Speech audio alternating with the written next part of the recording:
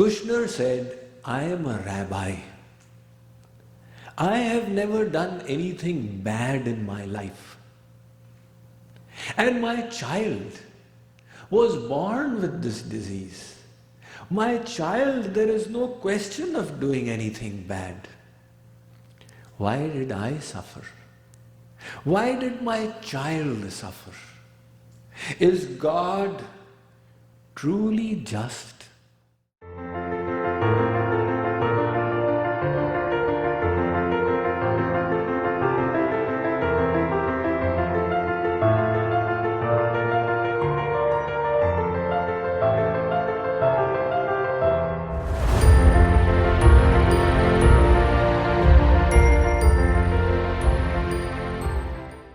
From God, we can expect perfect justice. But the problem arises when in the court of God we see injustice. What injustice? Why are we seeing bad things happening to good people? This makes us all squeal.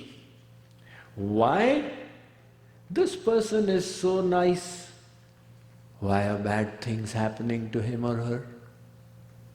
Or we see the reverse. Good things happening to bad people. And that shakes our faith.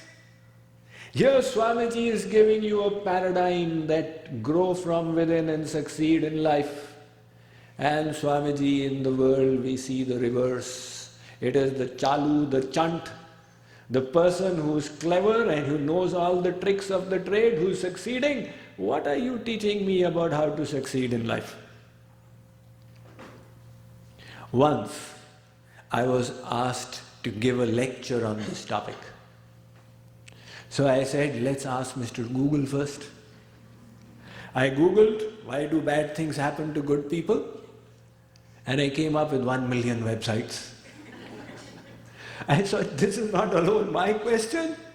This is the question of millions of people. It's the question of majority of the people.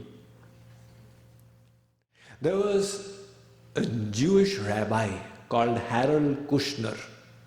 He wrote a book on this theme. What happened was, he had a child who developed progeria. Progeria is a disease that causes premature aging. His poor child started growing prematurely. And in front of his eyes, by the age of 14, he was manifesting the symptoms of an 80-year-old, and then he passed away. It created a lot of questions in Kushner's mind.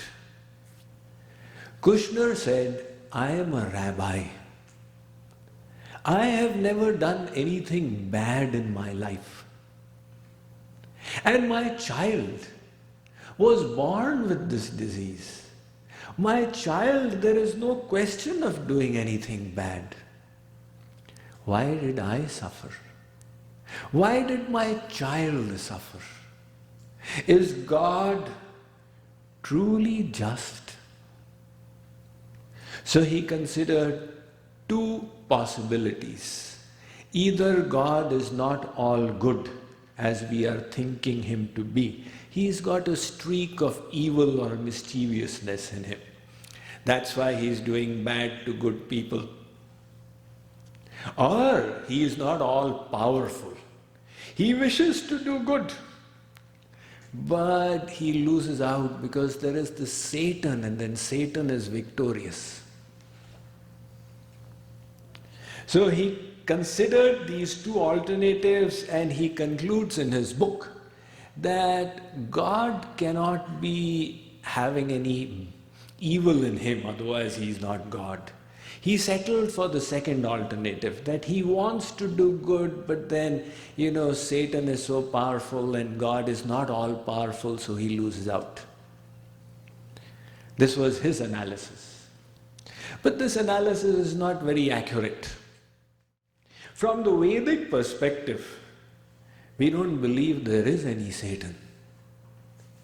Because if there is a Satan, who created Satan? God created him. Why did God create a Satan? There is no such thing as Satan. There is only God and absence of God. Just like light and darkness. Are they two entities? Light, darkness. No. Darkness is not an entity. The absence of light is darkness. When a room is dark, is there something in it? No, it's only light being absent. Is heat and cold two different entities? Of course not. You keep taking away the heat, and what remains is cold. That is why you cool something, remove the heat until something reaches absolute zero. You cannot cool it further because you have removed all the heat. In other words, cold is just the absence of heat. So similarly, there is no being called Satan who is the source of evil. It is our distance from God that is creating this evil. Then why is it that God is allowing bad things to happen to good people? This is what we are going to discuss, and the discussion is going to throw up some very deep truths. You know, the more complex the question, the deeper is the truth that it unearths. And that is what is going to happen in today's discussion. Let us first of all consider what is a good thing and what is a bad thing. When we say why are bad things happening to good people, what is a good thing and what is a bad thing? Life is a continuum of events where some things are pleasant, some things are unpleasant. There was once a Chinese farmer. He had his patch of land where he lived with his family, and one day a horse came running in, a wild horse. Now horses are expensive and it was a poor country. So the neighbors came to congratulate, wow, you have got a free horse. Such a good thing has happened to you. The wild horse ran into your farm. The farmer said, good thing, bad thing, God alone knows. A few days went by. The horse that was now living in the farm, it ran away, back into the wilderness. The neighbors came to commiserate. So bad, your horse is lost. What a bad thing has happened to you. He said, good thing, bad thing, this the future will let us know.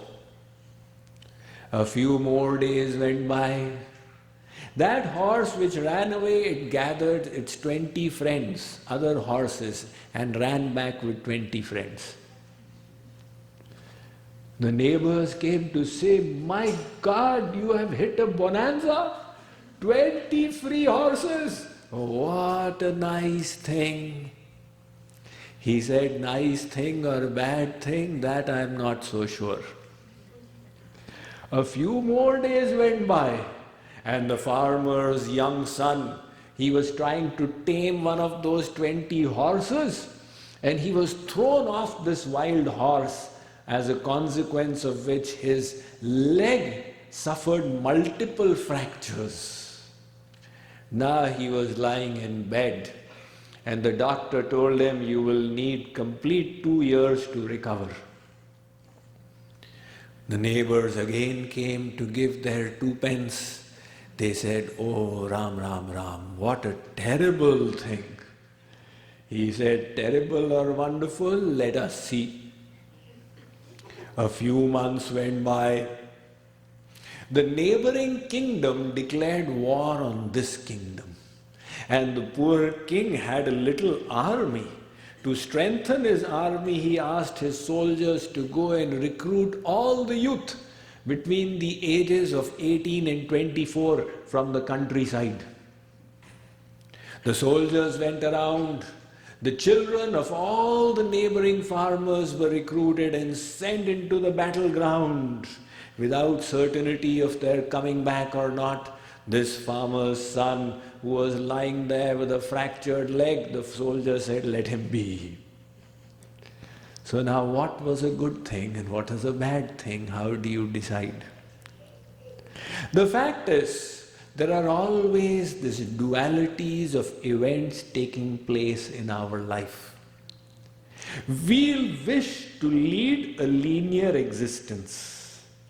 Nothing unpleasant and uncomfortable should happen to me. But the fact is, those things which are apparently painful and difficult and challenging also benefit us in so many ways. And later on we say, oh, this was a blessing in disguise. The difficulties become opportunities for progress. That is the way this life is.